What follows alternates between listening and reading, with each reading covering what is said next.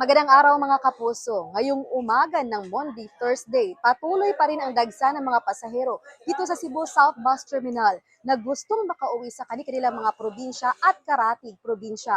At dahil punuan na sa air-conditioned area nitong South Bus Terminal, kaya abot dito sa labas ang pila ng mga pasahero. May mga tent naman na inihanda ng Cebu Provincial Government upang hindi mainitan o maulanan ang mga naghihintay na pasahero sa labas ng terminal lounge.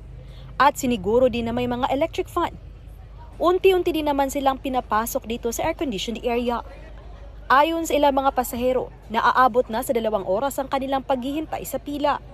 Pero ayon sa management ng Cebu South Bus Terminal at North Bus Terminal na sa kanilang coordination sa mga bus company, may sapat na mga bus na masasakyan ng mga pasahero ngayong Semana Santa na papunta sa kanilang mga probinsya.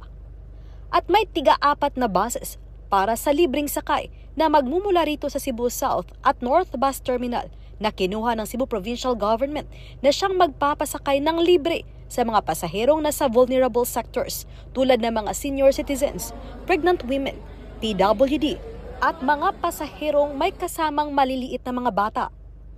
Sinimulan ang programang libreng sakay noong Martes Santo at matatapos ngayong araw. Ayon sa manager ng Cebu South Bus at North Bus Terminal, nasimula noong Lunes, March 30 hanggang kahapon, April 1, umabot na sa mahigit 62,000 na mga pasahero ang dumaan sa dalawang terminal. Inaasahan nila na simula ngayong hapon, unti-unti nang huhupa ang dagsa ng mga pasahero. Siniguro din ng seguridad, andyan pa rin ang kapulisan at ang mga representante ng iba't ibang ahensya na sakop ng transportasyon. Mula rito sa Cebu, ako si Femery Dumabok ng GMA Regional TV. Nagbabalita para sa GMA News.